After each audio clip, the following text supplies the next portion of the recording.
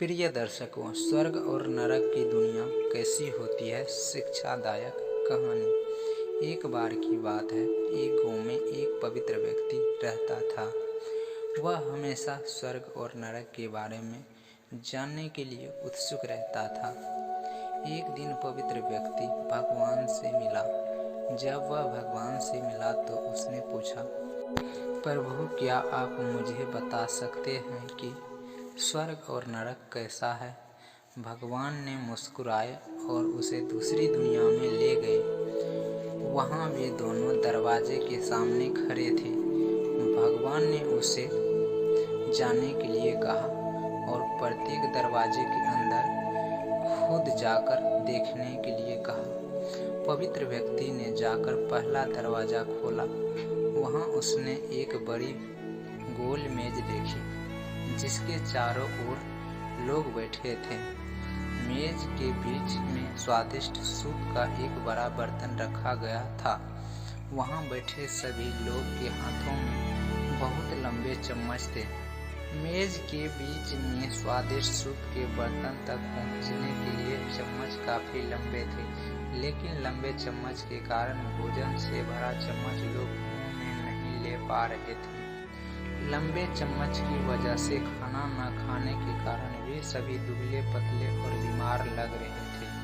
वहाँ के लोग बहुत दुखी थे। वहाँ पीड़ित लोगों के दुख को देखकर पवित्र व्यक्ति कांप उठे। वह उस कमरे से बाहर आया और दूसरे कमरे का दरवाजा खोला। दूसरा कमरा बिल्कुल पहले कमरे जैसे ही थे। बड़ी गोल मेज और उसके बीच में एक स्वादिष्ट सूप का बर्तन था। वहाँ बैठे सभी लोग के हाथों में लंबे चम्मच थे, लेकिन यहाँ के लोग स्वस्थ थे। वे एक दूसरे से बातें कर रहे थे और खाना खा रहे थे। पवित्र व्यक्ति यह देखकर प्रसन्न हुआ और उस कमरे से बाहर आ गया। फिर पवित्र व्यक्ति भगवान के पास गया और कहा, मुझे समझ नहीं आया कि दोनों कमरे एक ही जैसा है। फिर भी एक कमरा दुख से भरा है और दूसरा कमरा सुख से भरा है।